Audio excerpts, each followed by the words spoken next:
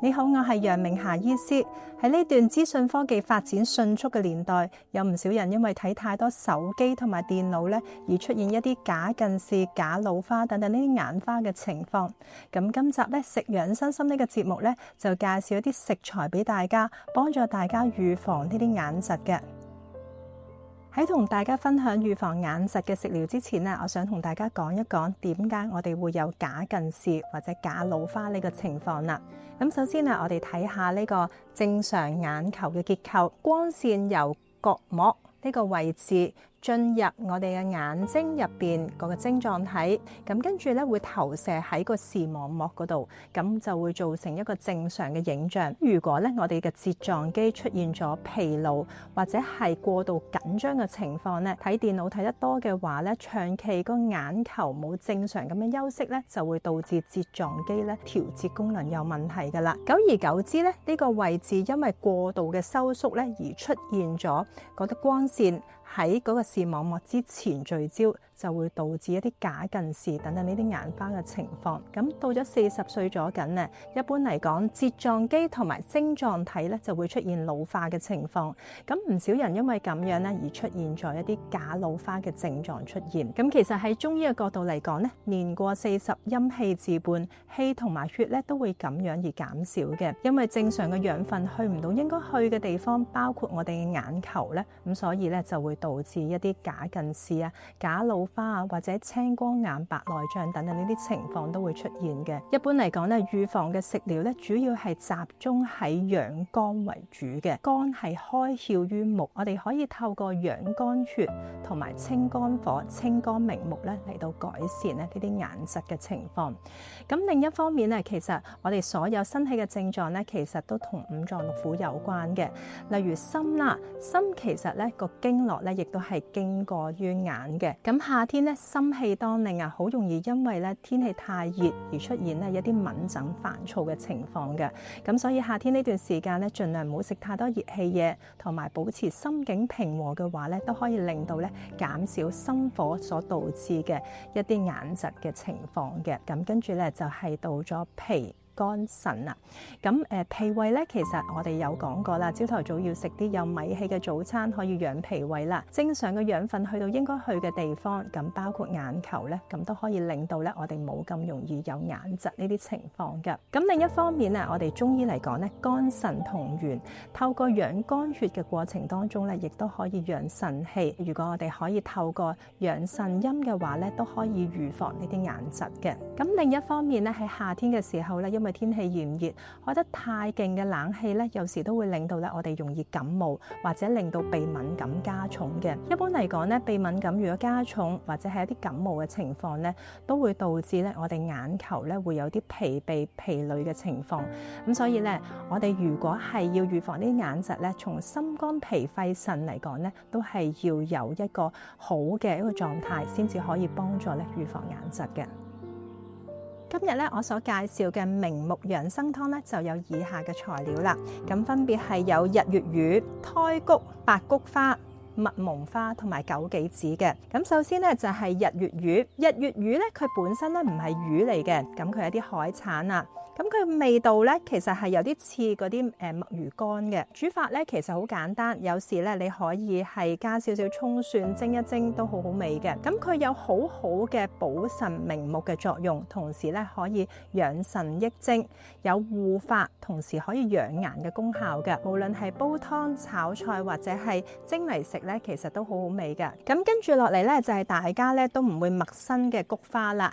菊花咧源自於中國，咁佢有成3000幾種品種嘅。喺《神農本草經》嚟講咧，佢係屬於上品嘅植物。咁佢有好好嘅清肝明目嘅作用啦，同時亦都可以係幫助養肝息風。咁另一方面咧，亦都可以係消腫毒嘅。咁揀菊花嘅時候咧，其實都有考究嘅。甘味嘅菊花咧，先至可以入食療嘅。苦味嘅菊花咧，一般都係可以入藥。咁但係咧，都會建議咧係用啲甘味嘅菊花比較好啲。我今日揀選嘅菊花咧，就係有呢個韓菊同埋胎菊啦。一般嚟講咧，我哋係有分3類嘅菊花啦。如果係藥用菊花，有白菊花、黃菊花同埋野菊花。黃菊花咧，佢嘅清熱嘅作用咧係會比白菊花咧強嘅。咁但係另一方面咧，白菊花咧佢本身咧佢嗰個明目嘅作用啊，同埋平肝清風嘅作用咧，亦都會特別好一啲。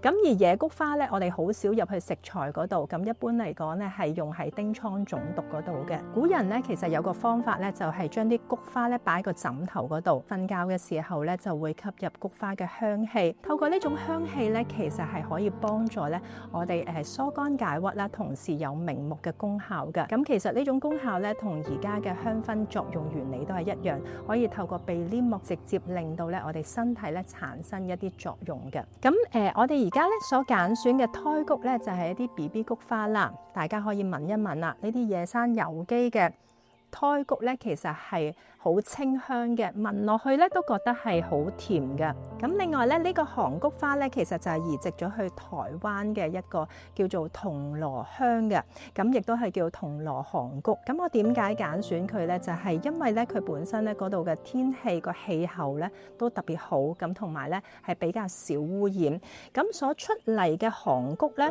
其實係有一種鮮香嘅。咁有時咧，如果係揀選嘅時候一大一細啊，參差不整啊，咁聞落去又唔係太甘甜啊，咁呢啲都係叫做唔好嘅韓菊花嚟嘅。咁另外咧，頭先講過啦，黃菊啦，黃菊咧佢本身咧都係有好好嘅清熱嘅作用。咁喺夏天呢段時間咧，心火當令，好多時候咧啲人因為睇太多電視、電腦、電話，捱夜工作咧，有時咧用一啲白菊同埋黃菊嚟到焗一焗水飲，都可以幫助咧清肝明目，預防假近視、假老花呢情況嘅。咁跟住落嚟咧就係蜜蒙花啦。蜜蒙花咧佢本身咧有好好嘅清肝明目嘅作用，咁同時咧可以幫助明目退翳。咁咩叫明目退翳咧？咁有時咧，如果我哋係睇電腦啊、睇電視太多嘅話咧，會有啲眼花嘅情況，甚至咧有啲初期嘅青光眼或者白內障咧，睇嘢咧好似有陣沙咁樣，呢啲都係目赤翳障啊。我哋都可以用到啲蜜蒙花嚟到加強咧菊花嘅功效噶。咁跟住落嚟咧就係枸杞子啦。喺之前咧都同大家講過，枸杞子咧都係周身都係寶嚟嘅。佢喺《神農本草經》嗰度咧都係入喺上品嘅植物。咁佢有好好嘅養肝明目嘅作用，同時咧可以養神精、護素髮嘅。之前同大家講過揀選枸杞子嘅過程當中咧，最緊要咧就係佢頭嗰度咧係要有一點白色嘅。咁如果冇嗰啲一點白色咧，即係代表咧佢係有漂染嘅成分。因為好多時候啲人咧就會覺得，又紅又大粒嘅枸杞子先係最好。咁其實咧喺經過製作嘅過程當中，你風乾咧，其實佢好難係好鮮色嘅，反而有時偏暗色少少咧，係一啲天然上品嘅野生枸杞子嘅，就好似我而家同大家介紹嘅一樣。咁喺食療嗰度咧，其實有時適量食用啲枸杞子咧，都可以幫助咧我哋改善身體嘅情況啦。咁其實做法好簡單啦，就係首先將啲日月魚擺落呢個瑤池漢方慈善基金嘅養生燜燒杯裏面，咁用滾水焗佢大概2個鐘。喺最後嘅5分鐘嘅時候咧，就將所有嘅菊花、蜜蒙花同埋枸杞子咧放落去，咁就得噶啦。咁點解咧菊花、蜜蒙花、枸杞子要後放咧？就係因為咧其實佢哋係好容易熟噶。如果太早放嘅話咧，佢嘅有效成分咧好容易受到破壞。咁所以大家記得啦，最尾嘅5分鐘咧先至加入枸杞子、菊花咁同埋蜜蒙花啦。話咁快咧，呢個養生明目湯咧已經做好咗啦。哇，色澤好靚啊，非常之鮮豔。等我試一試先。有菊花嘅清香，同埋有日月魚嘅清甜，再配合埋啲枸杞子咧，嗰啲果香咧特別美味嘅。大家不妨試一試啦。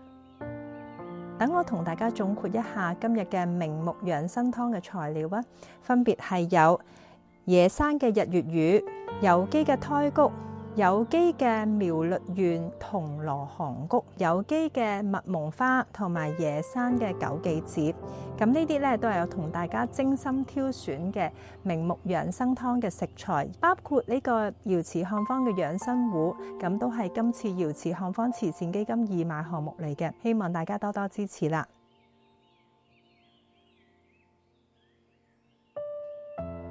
細個嘅時候咧，有份功課咧就需要每個同學上台演講嘅，咁於是乎同學非常苦惱啦，因為好驚咧當眾講嘢嘅。咁我就同爺爺訴苦啦。咁爺爺咧就同我講咗一個狐狸與獅子嘅故事。狐狸咧未見過獅子，咁佢第一次見到獅子嘅時候咧，驚到咧掉頭走，即刻跑走咗。咁第二次咧見到獅子嘅時候咧，咁佢就驚到腳震晒。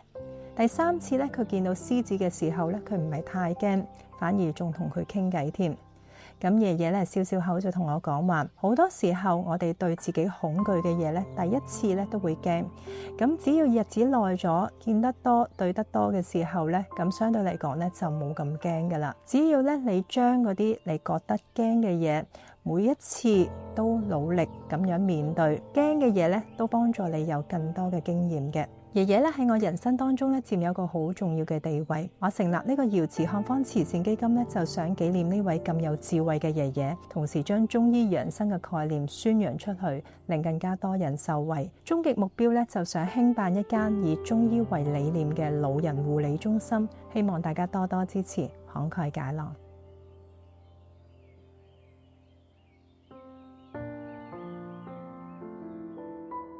多謝大家收睇瑤池漢方慈善基金食養身心呢個節目，希望大家多多支持訂閱並且撳鐘掣啦。如果大家想知道更加多健康資訊嘅話咧，都歡迎 follow 翻我嘅 Instagram， 或者大家如果有咩問題嘅話咧，都歡迎 inbox 翻楊明霞醫師呢個 Facebook 專頁，我會盡快答覆大家嘅。